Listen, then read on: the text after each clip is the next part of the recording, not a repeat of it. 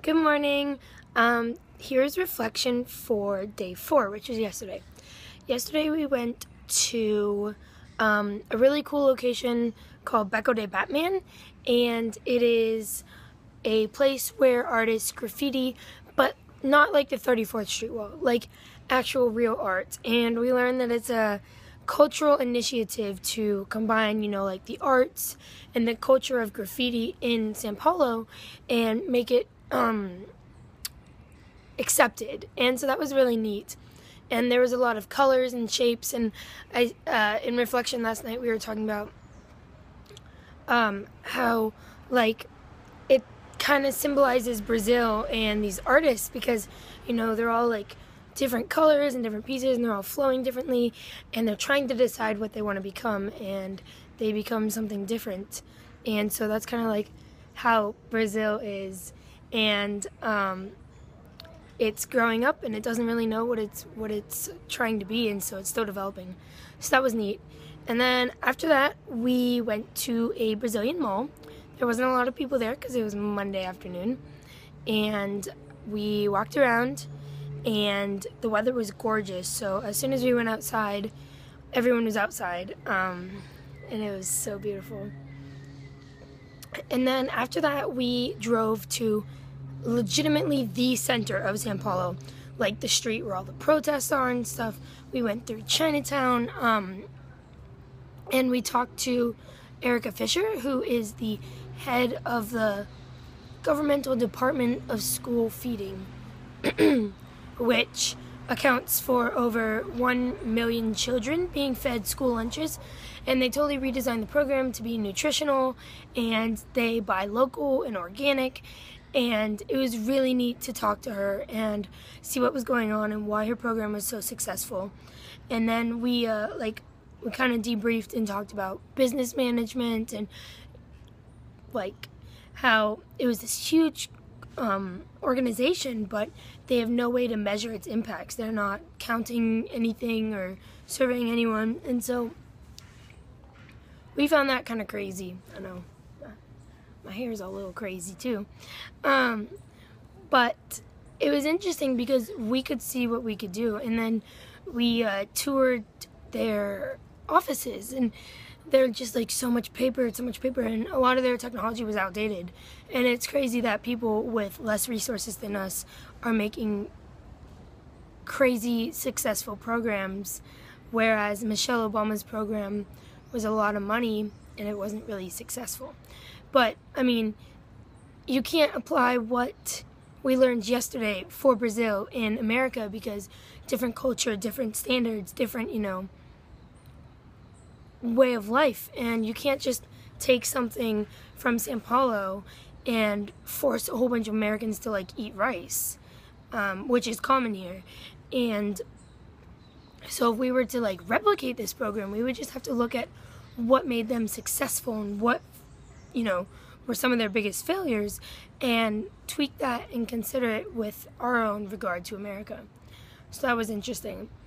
And we were standing in the conference room,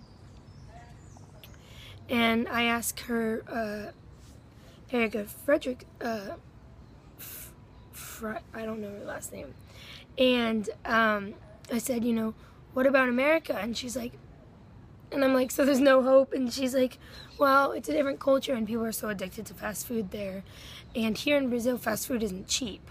So, it's cheaper to buy a bag of rice than it is to go to Harib's, which is their version of McDonald's. They also have McDonald's, which I found was interesting. So we would have to approach it with a whole new perspective. And that's why we're here, to learn about this. And so we were standing in the conference room, and we were looking out the windows because it was beautiful. You could just see, we were on the 33rd floor, and you could just see everything in the building sprawling. And then all of a sudden one of the people come over and they open the windows straight down. There's no screen, and we got really excited about that because that would never happen in America. And we're all like, whoa. So that was really exciting.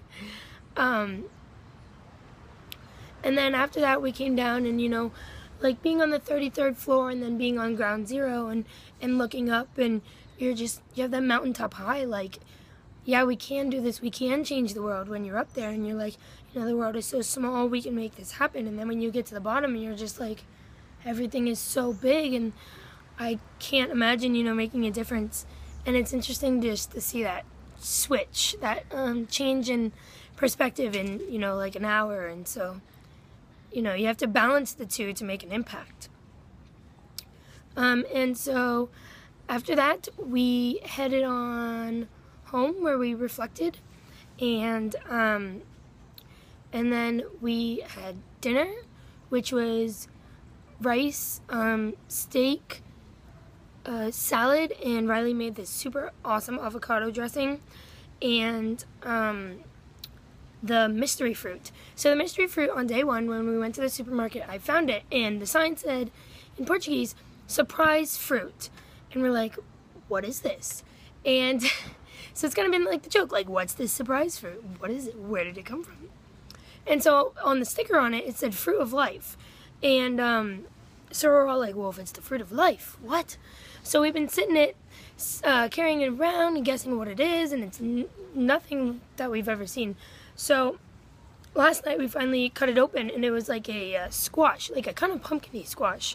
But it was sweet and kind of had like an apple pear type of thing going on. And so we basically just cut it up, put it in a bowl, warmed it up, and added some butter. We wanted cinnamon, but we didn't have any cinnamon. So yeah, and we ate it, and it was super good. But the funny thing is that the owner of this, I'm sitting on a swing, that the owner of this house came back last night because he was on vacation when we first got here for the weekend. And he had 4 chefs with him because they were looking at his kitchen because they wanted to film a TV show here about, you know, cooking. And so Adam asked them, what is this surprise fruit? And they're like, oh, we don't know. So we ate it, and it was pretty cool. But, and then we played a pretty awesome game of charades.